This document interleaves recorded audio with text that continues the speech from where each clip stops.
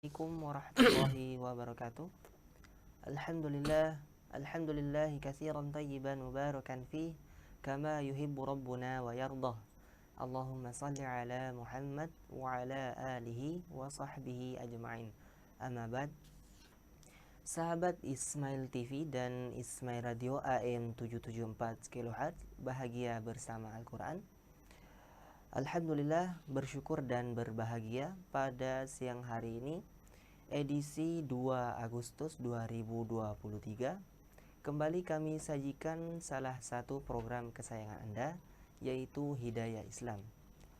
Dan Alhamdulillah telah hadir bersama kita Ustadz Mizan Nur Amalin, yang insya Allah beliau akan menjadi narasumber kita pada pertemuan kali ini. Baiklah sahabat Ismail TV dan Ismail Radio AM 774 kHz, bahagia bersama Al-Quran. Langsung saja kita simak dan dengarkan materi dari Ustadz Mizan Nur Amalin, hafizallahu ta'ala, tentang akhlak penghafal Al-Quran. Tafadhal ya Ustaz. Bismillahirrahmanirrahim. Alhamdulillahirabbil alamin. Wa bihi nasta'in ala umuri dunya waddin.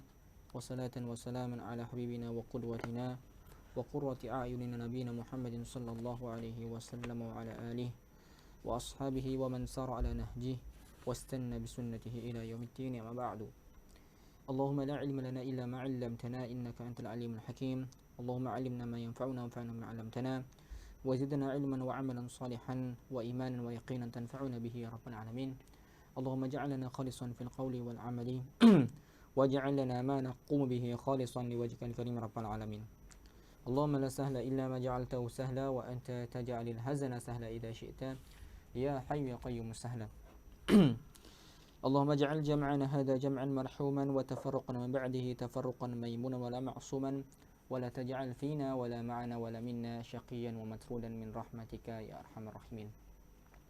Sahabat Ismail Radio dan Ismail TV yang semoga senantiasa dimuliakan Allah Subhanahu wa taala, dan yang semoga dirahmati Allah Subhanahu wa taala. Yang saya cintai karena Allah Subhanahu wa taala, alhamdulillah kita dipertemukan kembali pada kesempatan pagi menjelang siang ini di hari Rabu di tanggal 2 Agustus 2023. Yang insyaallah pada kesempatan pagi hari ini kita kembali menjelaskan tentang akhlak-akhlak menghafal Al-Quran yang kita ambil dari kitab Akhlak Hamalatul Quran dari Imam Ibn Al-Ajuri rahimahullahu ta'ala. Yang mana pada kesempatan pagi hari ini kita sudah sampai pada pembahasan bab akhlak dzikri akhlak hamalatul Quran, bab menyebutkan akhlak-akhlak menghafal Al-Quran, yang mana kemarin sudah kita bahas beberapa, dan kita lanjutkan kembali pada kesempatan kali ini, yaitu sebagaimana perkataan muallif Al-Imam Al-Ajuri rahimahullahu ta'ala. Beliau mengatakan yang bagi li hamil Quran wala yasubbu ahadan, tidak boleh seyogyanya sebagai penghafal Quran, la yasubbu ahadan, tidak mencela atau menjelek-jelekan atau mengolok-olok seseorang, baik itu orang muslim maupun orang kafir. Karena sibabun, ya, perkara menjelek-jelekan orang lain, ya, atau menjatuhkan harga diri orang lain, ini merupakan perkara kefasikan, sebagaimana Nabi sallallahu alaihi wasallam bersabda dalam hadis yang sahih, sibabul muslim fusuqun wa qitaluhu kufrun. Menjelek-jelekan orang muslim termasuk kefasikan. Ketika kita menjatuhkan kehormatan orang muslim, itu adalah perkara yang fasik. Wa qitaluhu kufrun. Dan ketika kita membunuh saudara kita tanpa ada alasan yang hak yang dibenarkan oleh agama, seperti contoh misalnya hukuman had atau qisas, maka ini merupakan kekufuran. Ya, bahkan Allah Subhanahu wa taala mengancam, ya, mengqatalahu muta'ammidan, barang siapa yang membunuh orang muslim dalam keadaan dia muta'ammidan, ya, dia sengaja membunuhnya, tidak ada alasannya hak dia membunuhnya, ya, maka fajazauhu jahannam wa man yaqtul mu'minan muta'ammidan fajazauhu jahannam khalidan fiha wa ghadiballahu alaihi wa la'anahu wa 'adda lahu 'adaban 'azima. Barang siapa yang dia membunuh orang beriman dan keadaannya dia sengaja membunuhnya, maka balasannya adalah jahannam. Allah membalasnya sebagai hukuman nanti di akhirat kalau dia tidak mendapatkan kisos di dunia, yaitu api nerakanya Allah Subhanahu wa taala, khalidan fiha, dan dia kekal selama-lamanya di dalamnya. Wa ghadiballahu alaihi, bahkan Allah memberikan kemurkaannya kepadanya. Allah murka kepadanya, wa la'anahu, dan laknat Allah kepadanya, wa 'adda lahu 'adaban 'azima. Dan Allah menjanjikan bagi orang yang membunuh orang beriman secara sengaja tanpa ada alasan yang hak, maka azab yang besar baginya. Maka ketika kita melihat ada nas Al-Quran maupun nas hadis yang menjelaskan tentang ancaman, tentang sebuah maksiat, artinya maksiat ini adalah dosa besar, minal kabair, min kabairid dzunub, termasuk dosa, salah satu dari dosa-dosa besar yang sejatinya harus dihindari oleh setiap manusia, terlebih seorang penghafal Al-Quran, ya, lebih menjatuhkan kehormatan orang lain. Ini juga dilarang dalam Islam, ya. Kemudian wala yashmatu bi musibatin. Yashmatu yaitu artinya dia bergembira, senang, ya. Syamatatu fil musibah maknanya adalah, kata Syekh Abdul Razak, an yadkhula liqalbihi al-farhu was-surur bil musibati allati hasalat li akhihi. Ya, fahuwa la yashmat bil musibah bal idza usiba ahadu ikhwanihi bi musibati da'allahu lahu wa sa'alahu an yufarrija hammahu wa an yunaffisa karbahu. Jadi ketika seorang penghafal Quran dia mendengar ada saudaranya sama muslim mendapatkan musibah, tidak seyogyanya dia malah berbahagia dengannya, berbahagia di atas musibah tersebut, ya. Karena arti syamatatu itu adalah berbahagia dengannya. Seharusnya seorang muslim memiliki jiwa yang mana ketika saudaranya mendapatkan musibah, dia juga merasakan musibah tersebut. Makanya kata Nabi SAW, al-muslimu akhul muslim. Seorang muslim itu adalah saudara muslim yang lain, ya. Al-muslimu fi tawadhihim wa ta'atufihim wa tarahumihim kal jasadil wahid. Seorang muslim itu dalam perkara saling kasih sayangnya atau perhatiannya, kemudian rasa cintanya, kepeduliannya, itu sebagaimana kal jasadil wahid, kalau diperumpamakan seperti satu tubuh yang satu, ya. Idza ishtaka minhul udwu bil humma syaka sairu a'dha'ihi bisahri wal humma. Kalau salah satu dari anggota badannya mengadu akan rasa sakit yang dia keluhkan, maka seluruh tubuhnya akan merasakan demam dan juga tidak bisa tidur. Maka seorang muslim harusnya seperti itu. Ini seorang muslim, ya, yang sebagaimana Nabi SAW sampaikan sebagai seorang muslim. Apalagi terlebih seorang hafizul Quran atau hamalatul Quran. Tidak seyogyanya yashmat bi musibati akhihi, berbahagia dengan musibah yang menimpa saudaranya. Tapi seharusnya ketika saudaranya mendapatkan kebahagiaan, dia harus berbahagia. Ya, dia sedih ketika saudara mendapatkan musibah, dan dia juga harus berbahagia ketika saudaranya mendapatkan kebahagiaan. Ya, maka nanti akan dijelaskan tentang pengertian hasad juga. Kemudian yang berikutnya, wala yabghi ala ahadin, tidak melakukan kezaliman atau hal-hal yang melampaui batas. Ya, yabghi ala ini artinya adalah zulmun, kezaliman, atau ya'tadi alaihim, melakukan perbuatan yang melampaui batas. Atau ketika dia mendapatkan ujian dari saudaranya, kemudian dia balas ujian tersebut. Misalnya dia mendapatkan kezaliman dari saudaranya sama muslim, tapi dia membalasnya lebih dari apa yang diberikan oleh saudaranya kepadanya, maka ini juga dia makan dengan yabghi ala ahadin, ya, dia melampaui batas.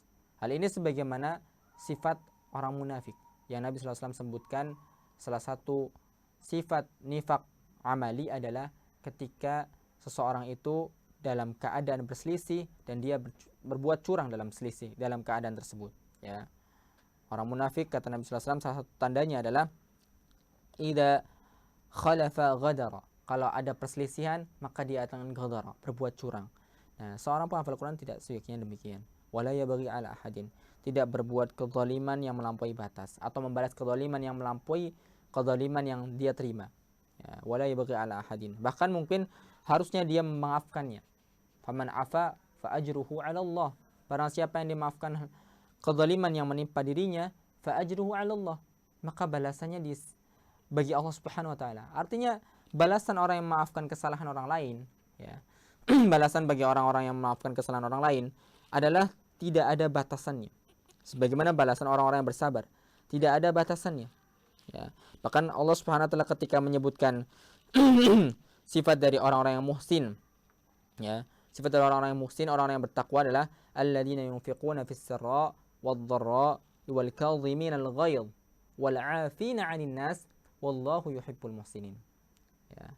Orang yang bertakwa yaitu orang yang dia menginfakkan sebagian hartanya dalam keadaan sir, ya, dalam keadaan fis sarra'i wad-dharra, dalam keadaan ketika dia bahagia maupun dalam keadaan ketika dia susah, sempit, wal kadhimin al-ghayz. Ya, orang yang bertakwa juga adalah orang yang senantiasa menahan amarahnya. Wal kadhimin al-ghayz wal 'afina 'anil nas.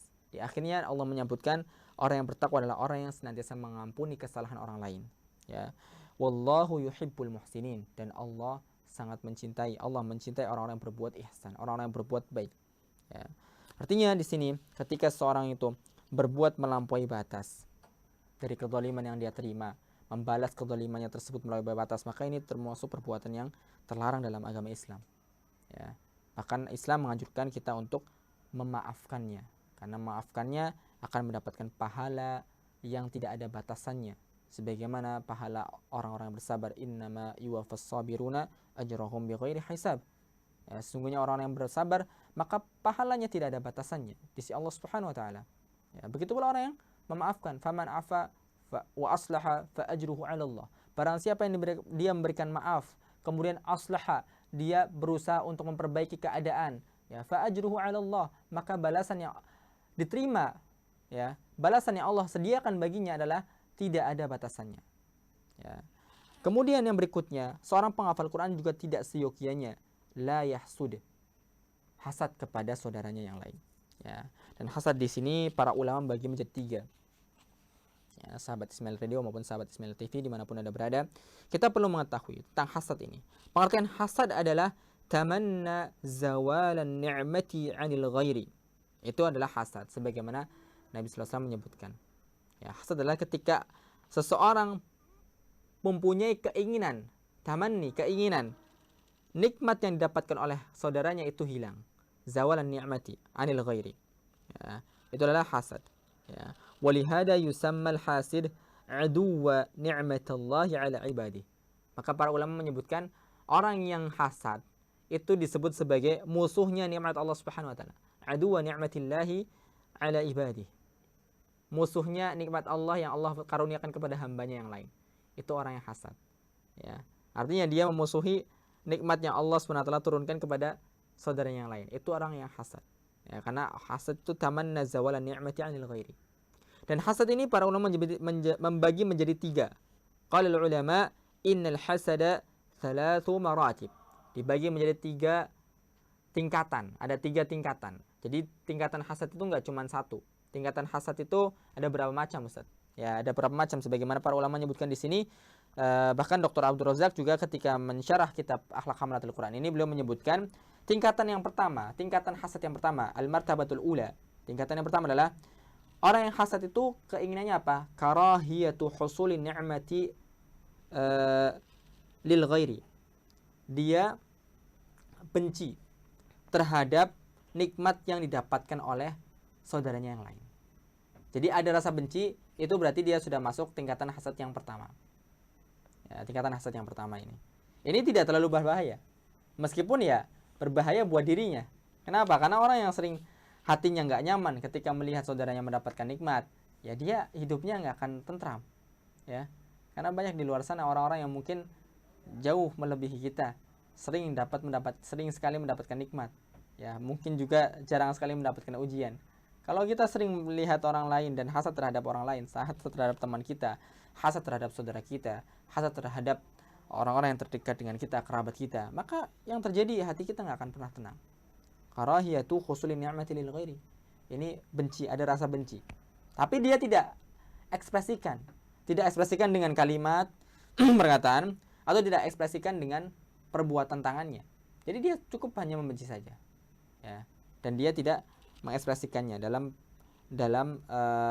kesehariannya. Ya dia cuma merasa benci tapi tidak mengatakan kepada orang yang dia benci atau tidak berusaha untuk menghilangkan nikmat tersebut. Kemudian martabah yang kedua, tingkatan yang kedua, al-martabatus tsaniyah. Apa itu? An yatamanna zawalan ni'mati anhu wa hada ashaddu minal awwal. Ya. Kalau yang kedua sudah ada keinginan supaya nikmat tersebut itu hilang. Tapi belum sampai ada usaha supaya nikmatnya hilang. Dia baru cuman ada keinginan gimana ya caranya supaya dia nikmatnya hilang. Tapi dia cuman berpikiran saja. Berpikiran saja. Muncul dalam pikirannya ketika dia melihat saudaranya mendapatkan nikmat, apapun itu nikmatnya baik materi maupun non materi, dia ingin supaya nikmat tersebut hilang. Ada keinginan, ada tamanni. Tamanni itu angan-angan kalau dalam bahasa Arab, ya. Dan ini lebih parah daripada yang pertama. Karena kalau yang pertama cuma benci. Yang pertama hanya membenci saja, tapi tidak ada keinginan dalam pikirannya, ya Allah supaya nikmatnya hilang, gimana ya? Atau punya keinginan gimana caranya supaya dia nggak dapat nikmat itu lagi. Nah, kalau yang kedua sudah ada keinginan, tapi dia nggak berusaha untuk menghilangkannya. Nah, baru yang ketiga, tingkatan yang paling parah ini. Al-martabatus tsalisah. Apa itu? Hiya asyaddu minhuma. Yang paling parah di antara yang keduanya, yaitu an ya'mala ala izalatiha fayukhattitu wa yudabbiru li zawali ni'mati an akhihi. Ya, kata para ulama, yang ketiga ini adalah dia berusaha mengamalkan amalan yang bisa menyebabkan nikmat yang didapatkan oleh saudaranya itu hilang. Dia berusaha melangkah atau mengatur strategi ya supaya nikmat yang didapatkan saudaranya itu hilang, entah bagaimanapun caranya. Atau nikmatnya nggak jadi sampai. Misalnya baru dapat kabar saudaranya mau dikasih hadiah rumah. Nah, dia berusaha untuk supaya hadiah itu nggak sampai ke saudaranya. Ada usaha untuk menghilangkannya dengan tangannya kah atau dengan lisannya kah? Ya, bilisan au bi aliyad. Ini tingkatan ketiga. Kalau tingkatan ketiga mungkin obatnya susah. Obatnya sangat susah. Karena apa? Orang yang seperti ini hatinya sangat kotor sekali. Ini harus diawali dengan tazkiyatun nufus yang begitu dalam. Obatnya tidak cukup hanya dia fokus mengobati hasadnya, tapi dia harus mengobati seluruh isi hatinya. Karena kalau orang seperti ini berarti hatinya sudah begitu kotor. Kalau tingkatan 1 sama 2 masih ada obatnya. Kata para ulama, kalau orang masih belum sampai pada tingkatan mengusahakan diri atau mengatur rencana untuk menghilangkan nikmat yang didapatkan saudaranya karena akibat dari penyakit hasadnya, dia baru punya rasa benci atau baru punya rasa tamanni, angan-angan supaya nikmat saudaranya hilang, tapi tidak berusaha, dia tidak akan ada mengeluarkan usaha supaya nikmatnya hilang. Maka obatnya adalah, kata para ulama, doakan kebaikan kepada saudaranya yang mendapatkan nikmat tersebut. Ucapkan barakallahu fi malik, barakallahu fi fika. Seperti itu, doakan. Banyak mendoakan. Ya, karena ketika kita mendoakan saudara kita, ya, terlebih doa kita an dhahril ghaib, di saat dimana saudara kita nggak tahu kita sedang mendoakan, maka kata Nabi SAW, saat itu juga ada malaikat yang mengatakan amin walaka bimithlihi wa ziyadah. Ya, ketika kita mendoakan keberkahan yang didapatkan oleh saudara kita, semoga hadiah yang kamu dapatkan dapat barokah. Ya. Apa kata para malaikat ketika mendengarkan doa kita? Amin. Ya. Baik, semoga Allah ijabahi. Walaka bimithli wa ziyadah. Bagimu itu yang serupa, nanti kamu akan dapat yang serupa wa ziyadah, dan juga tambahan. Kalaupun sampai kita meninggal nggak dapat yang serupa, Allah kasih keberkahan dalam hidup kita, insya Allah. Ya, kita doakan itu, karena dengan kita mendoakan hati kita menjadi tenang. Bahkan ketika kita menghadiahkan doa, karena doa termasuk hadiah, kita mendoakan saudara kita termasuk kita memberikan hadiah kepada saudara kita. Ini akan menimbulkan rasa tahabbu. Kata Nabi SAW, tahadu tahabbu. Kita nggak bisa memberikan hadiah materi, kita hanya bisa memberikan hadiah non materi berupa doa, berupa motivasi, berupa dukungan. Maka akan timbul rasa cinta kita dibandingkan orang yang nggak pernah ngasih hadiah, nggak pernah ngasih dukungan, nggak pernah ngasih motivasi, nggak pernah mendoakan juga. Nah, ini justru yang ada adalah kebencian. Yang ada juga ada hasad. Hasad yang pertama, kedua, tingkatan pertama, kedua, ini tidak menutup kemungkinan bisa naik ke tingkatan ketiga ketika yang kedua, yang pertama dan kedua ini itu tidak disegerakan untuk dihilangkan, untuk diobati penyakitnya. Jadi kalau masih 1-2, pengobatannya adalah fokus bagaimana kita mengobati hasad tersebut. Dengan kita mendoakan kebaikan kepada saudara kita, atau kita berusaha untuk memberikan motivasi, dukungan, dan segala macam. Ya, kita ikut berbahagia, itu juga termasuk bentuk atau cara kita menghilangkan rasa benci atau rasa hasad dalam diri kita, hati kita ketika melihat saudara kita mendapatkan nikmat. Nah, kalau yang ketiga tidak bisa fokus. Tidak bisa, karena orang yang sudah masuk sampai tingkatan ketiga, ya, mau tidak mau dia harus berusaha untuk membersihkan hatinya lebih dalam. Ya, bagaimana caranya? Caranya adalah dengan kita berbanyak membaca Al-Quran, selalu mengingat Allah Subhanahu Wa Taala. Ya. Ala bidzikrillahi tatma'innul qulub. Orang yang jarang mengingat Allah Subhanahu Wa Taala, hatinya tidak akan tenang. Hatinya akan selalu sibuk dengan dunia. Hatinya akan selalu melihat atau menilai seorang dinilai dari dunia. Ya, sehingga yang timbul adalah hasad terus. Karena hasad itu sering mengenai seseorang itu berkaitan dengan masalah dunia. Jarang orang itu hasad karena masalah akhirat. Seringnya orang hasad itu karena dunia, ya kan Ustaz? Seringnya karena dunia, bukan karena akhirat. Karena ada saudaranya lebih sering diundang oleh jamaah atau punya jamaah yang lebih banyak, dia hasad. Masalah dunia. Padahal kalau dia masalah akhirat tidak peduli. Yang penting saya sudah dakwah, saya sudah mengajarkan ilmu, itu bukan urusan saya. Ya. Ma'ala rasuli ilal balagh. Ya. Tidaklah rasul itu diutus kecuali untuk menyampaikan materi. Tidak diutus untuk supaya jamaahnya banyak, supaya pengikutnya banyak, tidak. Ya, semua orang yang hasad di dunia ini kebanyakan adalah masalah dunia. Kalau masalah akhirat, kata Nabi SAW, itu bukan hasad. Ya, bahkan ada masalah akhirat yang boleh kita hasad di dalamnya, tapi bukan hasad. Namanya adalah ghibthah. Kita menginginkan supaya kita bisa mendapatkan tempat yang sama sebagaimana dia mendapatkan tempat tersebut. Kita bisa mendapatkan nikmat yang sama sebagaimana dia mendapatkan nikmat tersebut. Itu ghibthah. Dan orang yang ghibthah tidak mungkin mengharapkan supaya nikmat tersebut hilang. Ya. Apa itu ghibthah? Ghibthah itu kata Nabi SAW, ya, dalam hadis la hasada illa fisnataini. Ada 2 ghibthah yang diperbolehkan. La hasada, dalam hadisnya disebutkan Nabi SAW, la hasada, tidak boleh hasad, tidak ada hasad. Ya, tapi maknanya kata para ulama adalah al-ghibthah. Illa fisnataini, kecuali dalam 2 hal. Yang 2 hal ini adalah perkara akhirat tentunya, tapi sangat jarang tentunya. Ya. Siapa yang boleh kita hasati? Rajulun atahullahul hikmata awil qur'ana fayaqumu bihi ana alaili wa atrafan nahar. Ya. Yang boleh kita ghibthah, kita ingin angan-angani supaya bisa dapat nikmat yang sama, tapi nggak akan mungkin kita berusaha untuk menghilangkan nikmat dia. Adalah yang pertama, ketika kita melihat saudara kita yang dia dikaruniakan Allah Subhanahu wa taala berupa al-hikmah, ilmu agama atau Al-Qur'an. Dia punya hafalan yang bagus, pemahaman yang bagus, bacaannya bagus, ya, kita menginginkan hal tersebut. Dan dia fayaqumu bihi ana alaili wa atrafan nahar. Dia senantiasa mengamalkan apa yang dia dapatkan. Dia mengamalkan ilmunya, dia mengamalkan Al-Qur'annya, dia murajaah hafalan Al-Qur'annya dengan sebaik mungkin. Nah, kita punya keinginan itu. Itu yang diperbolehkan. Itu yang pertama, golongan yang pertama. Dan yang kedua adalah la hasada illa fisnataini, salah satunya adalah rajulun atahullahu malan. Mal di sini adalah mal yang halal, bukan mal yang syubhat atau mal yang haram tentunya. Fayunfiquhu ana al-laili wa atrafan nahar. Dan dia senantiasa menginfakkan harta yang dia dapatkan secara halal tersebut dari Allah di waktu malam maupun di waktu siang. Dia belanjakan fisabilillah di jalan Allah SWT.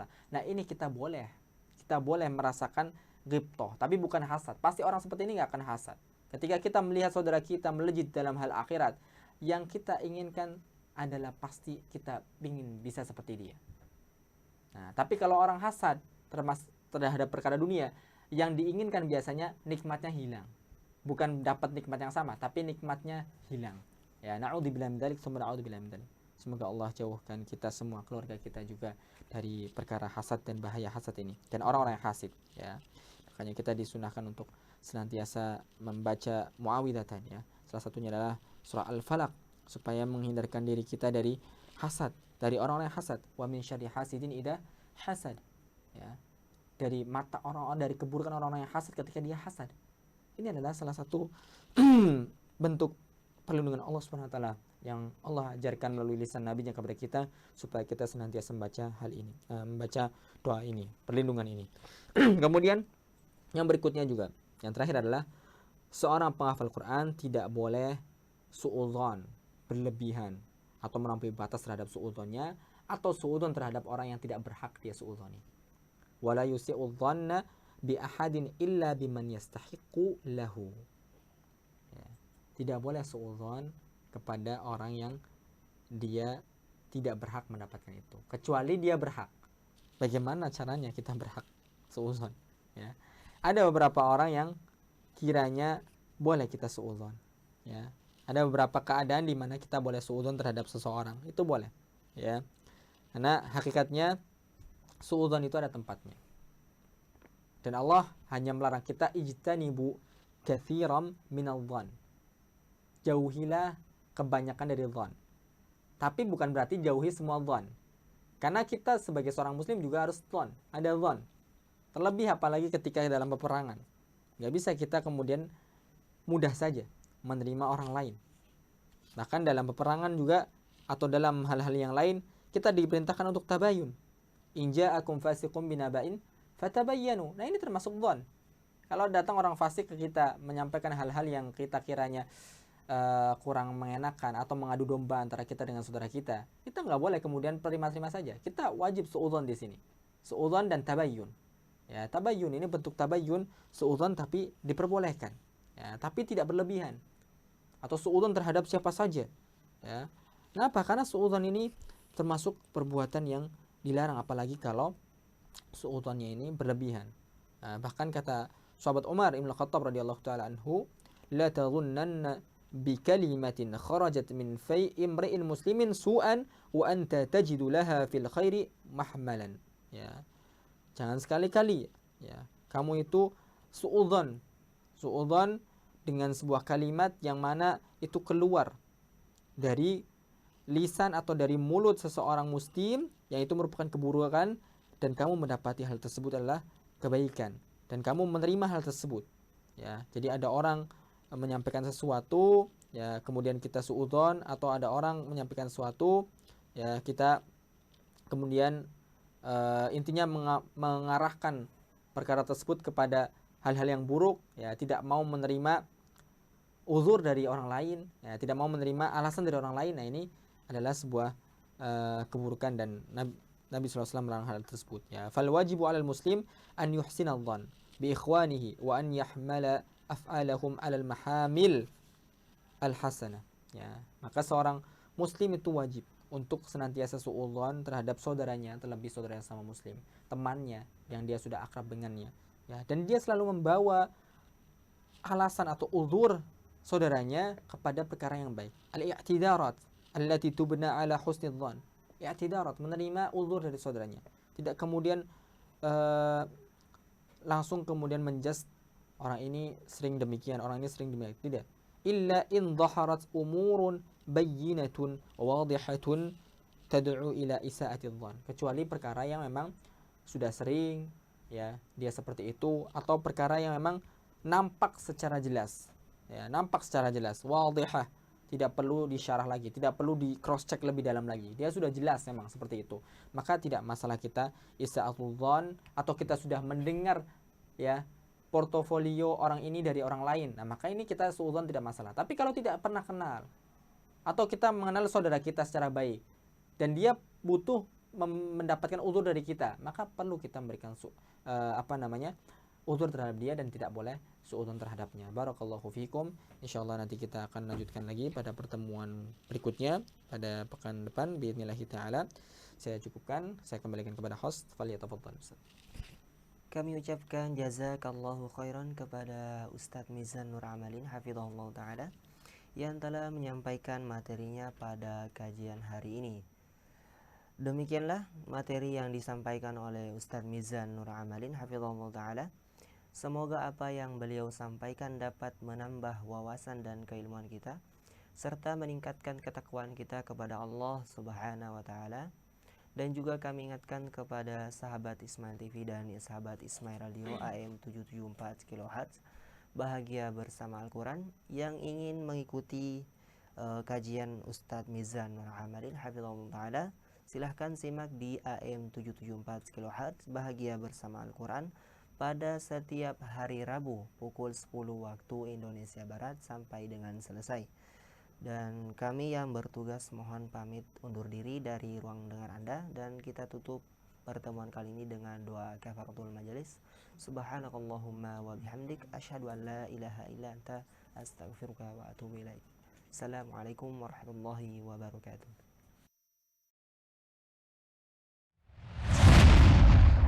Ismail TV, bahagia bersama Al-Quran.